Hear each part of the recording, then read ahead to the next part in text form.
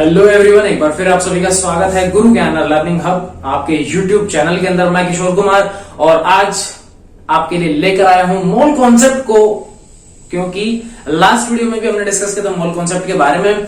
वहां पर हमने मोल कॉन्सेप्ट की ट्रिक्स को सीखा था। क्वेश्चन ज्यादा नहीं किए थे, एक दो क्वेश्चन ही किए थे, लेकिन आज अपन ढेर सारे क्वेश्चन करने वाले हैं मोल कॉन्सेप्ट के ऊपर। आज हम मोल कॉन्सेप्ट को और थोड़ा सा लेंथी वे में पढ़ेंगे, किस टाइप के क्वेश्चंस पूछे जाते हैं, चाहे वो एनसीईआरटी के लिए हो, चाहे वो तुम्हारे नीट या जेई के लिए हो, एडवांस के लिए हो, तो वो सारी चीजें आज हम यहाँ पर डिस्कस करेंगे। ठीक है, तो आज हम करने वाले हैं एनसीईआरटी के कुछ क्वेश्चंस और क्वेश्चन कुछ अलग लेवल के। तो चलिए बिना देर के स्टार्ट करते हैं।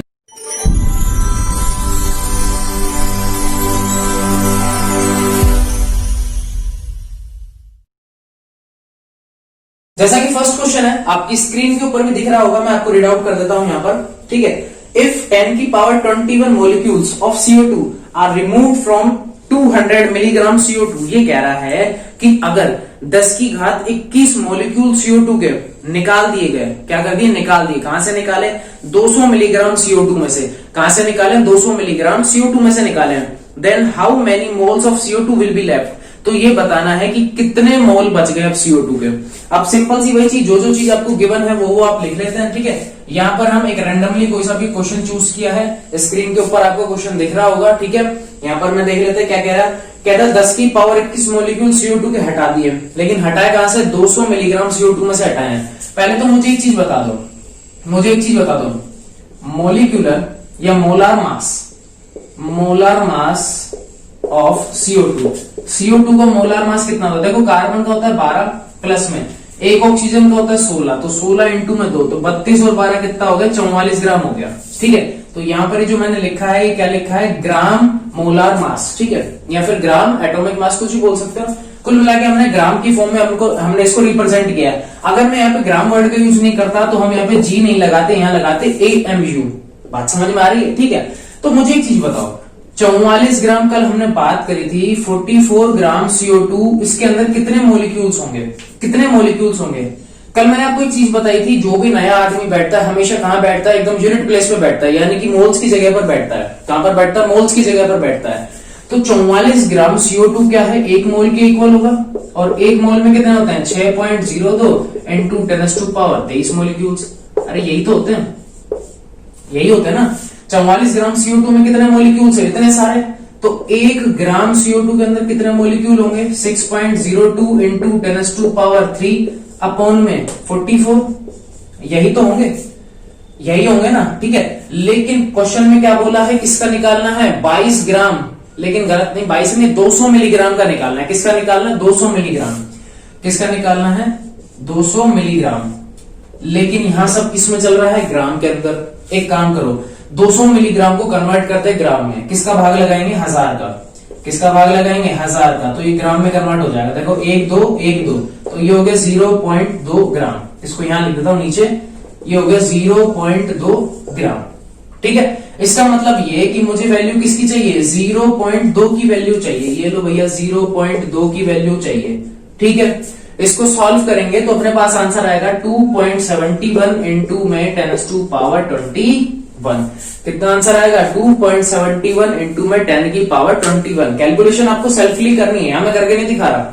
कैसे करोगे? पॉइंट हटाओ, 2 से 44 कट जाएगा, ये 0 से यहां पर शिफ्ट हो जाएगी। मल्टी करोगे, कैलकुलेट करोगे तो क्या हो जाएगा? 2.71 इंटू 10⁻21। ये आए हैं मोलिक्यूल्स। ये क्या आए हैं? ये आए हैं मोलिक्यूल। क्या आए हैं? ये मोलिक्यूल आए हैं। लेकिन क्वेश्चन क्या कहता है? ये जो मोलिक्यूल्स है ये किसके अंदर है? 0.2 ग्राम CO2 के अंदर है ये मोलिक्यूल। लेकिन क्वेश्चन ने क्या बोला कि 0.2 ग्राम CO2 में से 10 की पावर 21 तो मोलिक्यूल हम हटा चुके। ठीक है, तो यहां लिख देते हैं रिमेनिंग मोलिक्यूल। कितने बचेंगे? अगर 2.71 इंटू 10⁻21 में से अगर मैं 10⁻21 मोलिक्यूल्स हटा देता हूं, कितना बचेगा? 1.71 इंटू 10⁻21, यही बचेंगे ना। अब बात यह है, हमने कैलकुलेशन कैसे करी? देखो 10⁻21 दोनों में से कॉमन, तो अंदर क्या बच गया? 2.71 माइनस 1, 2.71 में से बन गया तो कितना आएगा? 1.71 इंटू 10⁻21। सिंपल सा था। ये तो आए हैं मोलिक्यूल, ये क्या आए हैं, ये आए हैं मोलिक्यूल, ये क्या है, मोलिक्यूल है। लेकिन क्वेश्चन आपसे क्या कह रहा है, क्वेश्चन कह रहा है कि भैया मोल में बताओ कितना CO2 बच गया, हमें तो मोल में बताओ, ये तो मोलिक्यूल्स आ गए। डायग्राम याद है कल का डायग्राम याद है, शॉर्ट ट्रिक। एटम्स या मोलिक्यूल से अगर मुझे मोल पे जाना है तो क्या करेंगे, जल्दी से बताओ, कमेंट करके जल्दी से बताओ कल का अगर डायग्राम आपको याद है तो। मोलिक्यूल से मोल पे जाना है, मोल पे कहीं से भी आ जाओ, हमेशा क्या करते हैं, डिवाइड करते हैं। किसका डिवाइड करेंगे, Na का, यानी कि एवोगाद्रो नंबर का। तो ये जो मोलिक्यूल्स आए हैं इसमें किसका डिवाइड करो, 6.02 इंटू में 10⁻23 का। जब आप इसे सॉल्व करोगे तो आपके पास क्या आ जाएंगे, मोल्स आ जाएंगे। ठीक है, ये क्वेश्चन था। तो यहां पर मोल कॉन्सेप्ट का यूज आपका अच्छे से आना स्टार्ट हो चुका है। मतलब कि हमने जो छोटी छोटी सी जो चीजें पढ़ी थी कल, हमने जो एक डायग्राम समझा था, हमने जो ट्रिक सीखी थी कल, वो यहाँ पर अब यूज होना स्टार्ट हो चुकी है।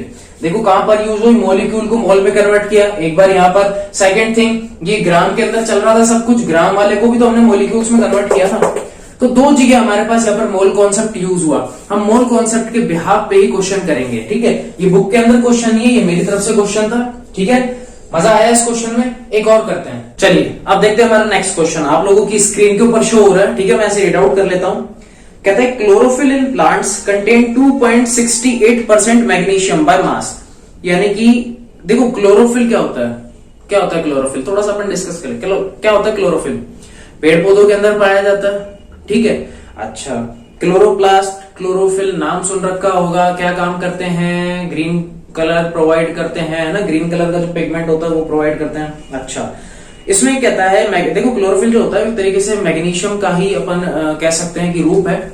ठीक है, अच्छा, अब ये कहता है कि क्लोरोफिल के अंदर मैग्नीशियम जो है वो है 2.68%। ठीक है, calculate the number of magnesium atoms in 2 gram chlorophyll. कहता है ये बताओ 2 ग्राम क्लोरोफिल के अंदर कितने मैग्नीशियम के एटम्स बैठे हैं, ये अपने को यहाँ पर बताना है। तो मुझे एक चीज पहले तो ये बताओ, देखो इसने क्या बोला है, इसने बोला है कि 2.68 ग्राम कंटेन करता है। ठीक है, तो इधर मुझे पहले तो ये बता दो, mass of magnesium mg, mass of magnesium, magnesium का मास किसमें, 2 ग्राम क्लोरोफिल के अंदर, इन 2 ग्राम क्लोरोफिल। ठीक है, CH लिख देते हैं शॉर्ट के अंदर। मतलब मास ऑफ मैग्नीशियम बताने किसके अंदर, 2 ग्राम क्लोरोफिल के अंदर कितना है भैया, 2.68%। अरे यही तो है भाई, 2 ग्राम मैग्नीशियम कितना कंटेन करेगा, 2.68 कंटेन करेगा। इसका मतलब रियलिटी में हुआ कितना, 2 इंटू में 2.68 अपॉन में कितना, 100।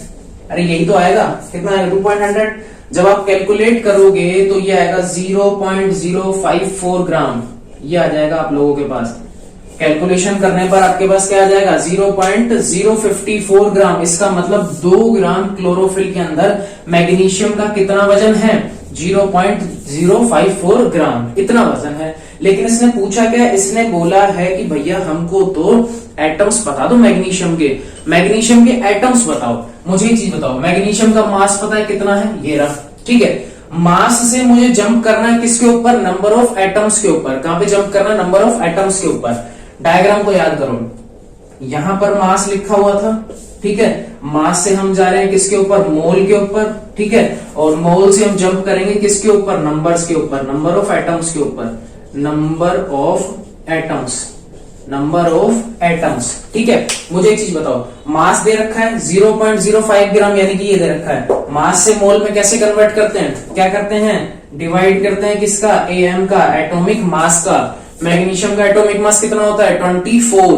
कितना होता है, 24। अच्छा, मोल से नंबर निकालते हैं तो क्या करते हैं, मल्टी करते हैं किससे, Na से। किससे करते हैं, Na से। इसका मतलब ये हुआ 0.054 में पहले तो डिवाइड किया किसका, एटॉमिक मास का। मैग्नीशियम का एटॉमिक मास कितना होता है, 24। कर लिया डिवाइड, यहां से किस में कन्वर्ट हो गया, ये मोल में। अब मोल को कन्वर्ट करना है नंबर ऑफ एटम के अंदर, किससे मल्टी करेंगे, Na से। Na यानी कि 6.02 इंटू 10⁻3। ये क्या आ गए मेरे पास, एटम्स। क्या आ गए, एटम्स। बात समझ में आई।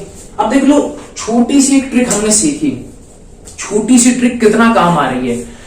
कैलकुलेशन वगैरह सब कुछ हो गई, माइंड में सिर्फ हमने सेटअप किया कि यार मुझे वेट पता लग चुका है 0.054 ग्राम है, मुझे वेट पता है। वेट पता है इसका मतलब मुझे मास पता है। मास को मैं मोल में कन्वर्ट करूंगा, मोल से जंप करूंगा एटम्स के ऊपर। तो मैंने डायग्राम में देखा कि मास से मोल में जाने के लिए डिवाइड करते हैं एम का, एटॉमिक मास का। मैग्नीशियम का एटॉमिक मास होता है 24, ठीक है। अच्छा, और मोल से जब हम नंबर ऑफ एटम्स पे जाते हैं तो मल्टी करते हैं किससे, Na से। Na यानी कि एवोगाद्रो नंबर से। ये रहा एवोगाद्रो नंबर। पहले वजन में 24 का डिवाइड किया, फिर मल्टी कर दिया। ये हमारे पास क्या आ गए, मैग्नीशियम के एटम्स आ गए। क्या आ गए, मैग्नीशियम के एटम्स। बात समझ में आ गई, ठीक है। फटाफट से इसको नोट करते हैं। एक क्वेश्चन देता हूं, ट्राई करो जल्दी से और मुझे उसका पहले आंसर बताओ क्या आएगा, ठीक है। चलिए क्वेश्चन नंबर 3 आप लोगों की स्क्रीन के ऊपर है, यहाँ पर आपको दिख रहा है क्या बोल रहा है। Calculate the number of constituent atoms present in 71 gram Na2SO4। कहता है 71 ग्राम Na2SO4 के अंदर जितने भी एटम्स बैठे ना सबके बारे में बताओ। यानी कि सोडियम के बारे में अलग बताओ, सल्फर के बारे में अलग बताओ, ऑक्सीजन के बारे में अलग बताओ। एटम्स बताने, ध्यान रखना, ठीक है। किसके अंदर है, 71 ग्राम के अंदर। देखो सोल्यूशन करते हैं इसका। सोल्यूशन कैसे करेंगे, ध्यान से देखो। कितना है, 71 ग्राम है, कोई बात नहीं भैया।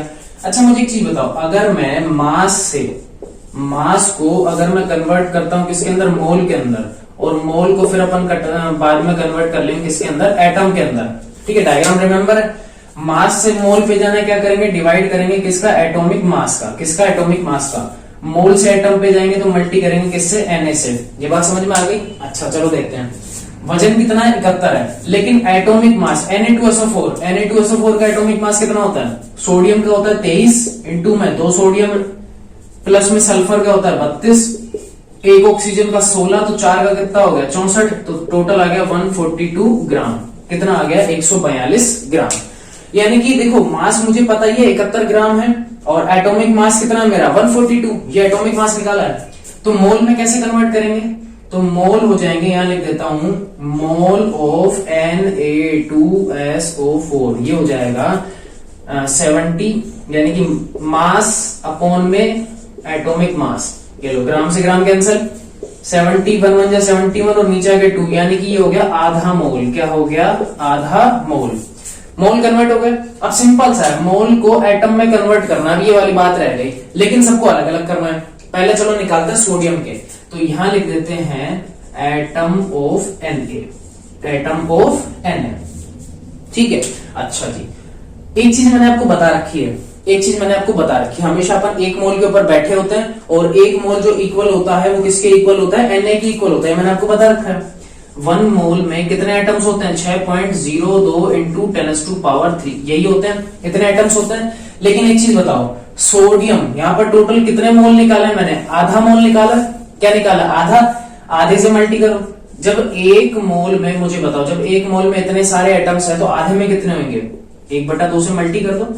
6.02 इंटू 10⁻23 एटम्स, भाई इतने सारे एटम ही होंगे, ठीक है। लेकिन ध्यान दो, आधा मोल तो मुझे समझ में आ गया, आधा मोल तो किसका था, Na2SO4, भाई पूरे का ये आधा मोल तो है ना। लेकिन Na2SO4 के अंदर सोडियम बताओ कितने बैठे हैं, सोडियम कितने बैठे हैं, 2, तो किससे मल्टी करोगे यहाँ पर, 2 से। अब देखो 2 से 2 कैंसिल, क्या बच गया, यही तो बच गया, 6.02 10⁻23। इसका मतलब आधे मोल के अंदर कितने सोडियम के एटम्स हैं, यही है, Na के इक्वल है, ठीक है। देखो साइड में देखते हैं फिर अपन, उसके बाद अपन देखते हैं यहाँ पर किसके बारे में, अब अपन देखते हैं सल्फर के बारे में। सल्फर अकेला, ठीक है। मुझे एक चीज बताओ, एक मोल क्या था, 6.02 इंटू 10⁻23 एटम, यही था एक मोल। तो आधे मोल में कितना होगा, आधे मोल में कितना हो जाएगा, आधे मोल में हो जाएगा 6.02 10⁻23 अपॉन में 2, आधे में यही हो जाएगा। सल्फर के कितने एटम हैं, 1, तो किससे मल्टी करोगे इसको, 1 से, ठीक है। कैलकुलेट कर लेना, ये जो मैंने निकाला है ये किसका निकाला है, सल्फर का। ये जो एटम्स निकाले हैं किसके निकाले हैं, सल्फर के। अब बात आती है ऑक्सीजन की, किसकी बात आती है, ऑक्सीजन की, ठीक है। अपने आंसर्स को मैच करते चलें, है ना। कमेंट बॉक्स में मुझे कमेंट करते रहे कि इसका आंसर ये आ रहा है, इसका ये आ रहा है, क्योंकि मॉल कॉन्सेप्ट आपको समझ में आ चुका है। अब तो बस हम क्वेश्चन कर रहे हैं उसके ऊपर, उसके बिहाफ पे हम क्वेश्चन कर रहे हैं। अब बात आ गई किसकी, ऑक्सीजन की। कितने ऑक्सीजन बैठे हैं, 4। मुझे एक चीज बताओ, आधे मोल के अंदर कितने एटम्स हैं, 10⁻23 अपॉन में 2, आधे मोल में इतने एटम्स हैं। लेकिन ऑक्सीजन कितने यहाँ पर 4, तो किससे मल्टी करोगे यहाँ पर 4 से, ये लो 2 1 जा 2 2 2 जा 4, बस उसको सॉल्व कर लेना। ये किसके एटम्स आ जाएंगे, आ जाएंगे ऑक्सीजन के एटम्स। किसके आ जाएंगे, ऑक्सीजन के एटम। कमेंट करके बताओ किस किस के आंसर सही है, किस किस के आंसर सही आ रहे हैं, जल्दी से कमेंट करके बताओ। बहुत ही इजी क्वेश्चन था। ये मान लो कि जो हमने कल प्रैक्टिस करी थी CH4 के एग्जाम्पल को लेकर, बस CH4 की जगह हमने क्या रख दिया, Na2SO4 रख दिया, बस इतना सा काम किया। प्रोसेस पूरा वही है, सिंपल सी, बस आपको बात यहाँ पे ध्यान रखनी थी। ग्राम था तो पहले मैंने ग्राम यानी कि मास को मोल में कन्वर्ट कर लिया भाई, आधा मोल, क्योंकि मुझे पता है मोल को एटम में कन्वर्ट करना बहुत ईजी है। Na से बस मल्टी करता हुआ चलना हर बार और कुछ नहीं करना, ठीक है। तो Na मुझे पता है कि एक मोल में Na ही होता है, इतने एटम्स होते हैं, तो आधे मोल में कितने हो गए, ये इतने सारे। लेकिन सोडियम थे 2 तो 2 से मल्टी किया, सल्फर 1 था तो 1 से मल्टी किया, 4 ऑक्सीजन थे तो 4 से मल्टी किया, ठीक है। फटाफट से इसको नोट करो, और अगर मजा आ रहा है तो लाइक वाइक कर दो, शेयर वगैरह कर दो ढंग से, है ना, सबके पास पहुंचा दो इसको, क्योंकि अपन केमिस्ट्री में अच्छे से तैयारी कर रहे हैं। जेई नीट के बारे में मोल कॉन्सेप्ट बहुत बड़ा इंपॉर्टेंट रोल प्ले करता है एक तरीके से, ठीक है। अब अपन चलते हैं नेक्स्ट क्वेश्चन के ऊपर। क्वेश्चन नंबर 4 आप लोगों की स्क्रीन के ऊपर है। Calculate the number of atoms in each of the following, यानी कि नंबर ऑफ एटम्स निकालने इन तीनों के अंदर। पहला है 52 मोल ऑफ आर्गन, 52 यू यानी कि AMU, ठीक है, ऑफ हीलियम, और एक है 52 ग्राम ऑफ हीलियम। ये लास्ट वाले दोनों हीलियम है, ये AMU है, वो ग्राम है, तो दोनों में डिफरेंस आएगा। चलो पहले इसको देख लेते हैं, और आप जब तक ट्राई करो और कमेंट बॉक्स में आंसर लगाओ, देखते हैं किसका कितना राइट आता है। 52 मोल ऑफ आर्गन, आर्गन के निकालने हैं कितने, 52 मोल निकालने हैं। आर्गन कितने पे आता है, 18 नंबर पे, तो ये होगा लगभग 40, इसका वेट जो होता है 40 होता है। आर्गन की अगर मैं एटॉमिक मास की बात करता हूं तो वो आएगा 40। हीलियम की अगर मैं एटॉमिक मास की बात करता हूं AMU में, तो वो आता है 4U, ठीक है। और इसका अगर ग्राम में बात करेंगे तो 4 ग्राम, ये तो आपको पता ही है। अच्छा, मोल है, क्या है, मोल। मोल से कहां पर कन्वर्ट करना है, एटम्स के अंदर। क्या करेंगे बताओ, क्या करेंगे, Na से मल्टीप्लाई कर दो। मोल था, मोल है 52, तो 52 इंटू में 6.02 इंटू में 10⁻23, ये तो इजी था, हो गया एक लाइन के अंदर। मोल था, मोल से बस उसको कन्वर्ट करना था किसके अंदर, एटम्स के अंदर, ये लो आ गए। इससे पहले इसको कर लेते हैं। देखो भाई, ग्राम दिया हुआ है, मास दिया हुआ है, तो 52, हीलियम का वजन कितना है, नीचे 4। एक चीज बताओ, पहले ग्राम को किस में कन्वर्ट करेंगे, मोल में। कैसे करेंगे, एटॉमिक मास का भाग लगाकर, तो 52 में किसका भाग लगा दिया, 4 का, ये बन गए मोल। ये क्या बन गए, मोल। अब मोल को मैं कन्वर्ट कर रहा हूं किसके अंदर, एटम्स के अंदर। किससे मल्टी करेंगे, 6.02 इंटू 10⁻23। जैसे ही मल्टी करोगे क्या बन जाएगा, एटम्स बन जाएंगे।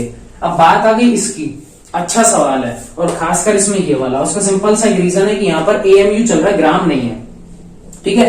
हमने जो पूरा मोल कॉन्सेप्ट पढ़ा उसके अंदर ग्राम ही वेट पढ़ा है, AMU हमने कहीं भी डिस्कस नहीं किया। हमेशा ध्यान रखना, हीलियम के 4 AMU, या फिर मैं बोलूंगा इसे 4U, इसके अंदर होता है एक एटम।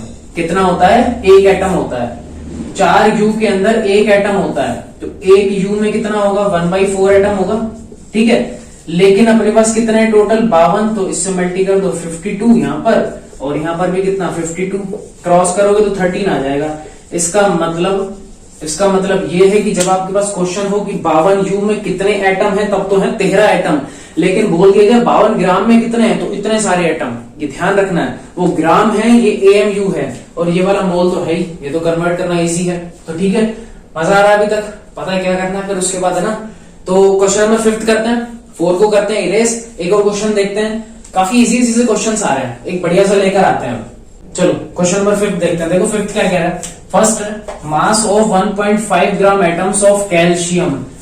1.5 ग्राम एटम्स के अंदर बताना है कैल्शियम का वेट कितना है, कैल्शियम का मास बताना है, वजन बताना है। देखो क्या है, एक चीज हमें अच्छे से पता है कि 1 ग्राम एटम के अंदर कितने कैल्शियम ग्राम होते हैं, 1 gram atom calcium, 1 gram atom के अंदर कितने ग्राम कैल्शियम के बैठे होते हैं, 40 ग्राम। अरे चीज तो पता ही है ना, 1 gram atom have mass of calcium, कैसे लिख दो, कितना होता है, 40 ग्राम होता है। भाई एटम्स के अंदर कितना होता है, 40 ग्राम होता है। यहाँ पर किसका पूछ लिया, 1.5 ग्राम का पूछ लिया, तो किससे मल्टी करोगे भैया, 1.5 से, ये लो, तो 40 इंटू 1.5 ग्राम कितना हो जाएगा, 60 ग्राम। ये लो आंसर आ गया, सिंपल सा था। भाई 1 ग्राम एटम के अंदर कितना बैठा है? 40 ग्राम होता है कैल्शियम का। 1 ग्राम एटम्स की बात कर रहा हूं मैं, कितना होता है कैल्शियम का? 40 ही तो वेट होता है, ठीक है। तो 1.5 ग्राम में कितना होगा? 60। अरे ऐसे मान लो ना यार कि 1 किलो चीनी के अंदर जो चीनी का एक दाना है उसका वेट है मान लो 40। 1 किलो चीनी में एक दाने का वेट कितना है? 40 ग्राम है। तो 1.5 किलो चीनी में कितना होगा? ये लो इतना होगा। सिंपल से एग्जांपल्स ले लिया करो, ठीक है। ये तो था फर्स्ट। सेकंड जस्ट इसका उल्टा हो गया। ग्राम एटम दे के क्या पूछ लेते? कैल्शियम का वजन पूछ लिया था। यहाँ पे ऑक्सीजन का वजन दे रखा है, ग्राम एटम पूछ लिया, उल्टा कर दिया, ठीक है। मुझे एक चीज बताओ, ऑक्सीजन का वेट कितना था? 16 ग्राम। तो 16 ग्राम ऑक्सीजन के अंदर 16 ग्राम ऑक्सीजन में कितने बैठे हैं? 1 ग्राम एटम। भाई उल्टा बोल दो। अब मैंने उल्टा बोल दिया कि चीनी का एक दाना जिसका वजन 40 ग्राम है, ठीक है, वो किस में बैठा है? 1 किलो के अंदर ही तो बैठा है। तो एक चीज बोली कि 16 ग्राम ऑक्सीजन जो एक दाना जो है वो किस में बैठा है? 1 ग्राम एटम के अंदर बैठा है। तो मुझे बताओ 1 ग्राम ऑक्सीजन में कितने एटम होंगे? 1/16 एटम होंगे, यही तो होंगे, इतने एटम्स होंगे। किसकी वैल्यू पूछ ली? 12.8 की। किससे मल्टी करोगे? ये लो 12.8 से, ये लो खत्म 12.8। बस कैलकुलेट कर लेना, आ जाएगा आंसर आप लोगों का। तो जितने भी आज तक हमने अभी तक हमने जितने भी क्वेश्चन डिस्कस किए वो बहुत ही ज्यादा इजी थे। कोई टफेस्ट लेवल उसके अंदर था नहीं, बिल्कुल इजी से है। बस हमने माइंड में एक चीज सेट कर रखी है, मोल के कॉन्सेप्ट को। जो हमने मोल का डायग्राम देखा था वो डायग्राम माइंड में सेट है, तो आप सारे क्वेश्चंस को इजीली कर सकते हो। अगर वो चार्ट या डायग्राम आप लोगों ने नहीं देखा है तो ऊपर आई बटन मिलेगा, वहां पर भी आप जाके देख सकते हो। वहां पर भी आपको फर्स्ट जो सीरीज है 11th क्लास की केमिस्ट्री की वो आपको देखने को मिल जाएगी, जिसके अंदर हमने मोल कॉन्सेप्ट को काफी अच्छे से डिस्कस कर रखा है। तो मेरे हिसाब से मुझे नहीं लगता कोई भी प्रॉब्लम तुम लोगों को मोल कॉन्सेप्ट में अब आएगी। हाँ, लेकिन मोल कॉन्सेप्ट यहीं खत्म नहीं होता है। मोल कॉन्सेप्ट का विस्तृत रूप यानी कि डिटेल के अंदर और भी पढ़ेंगे। कब पढ़ेंगे? जब हम मोलार चीज को, जब वॉल्यूम डेंसिटी को, हम डेंसिटी को, मासेस को, सारी चीजों को एक साथ डिस्कस कर लेंगे ना। अभी बहुत सी चीजें बाकी है। एम्पिरिकल फॉर्मूला बच रहा है, मॉलिक्यूलर फॉर्मूला बच रहा है, उनका भी रोलमेंट आएगा।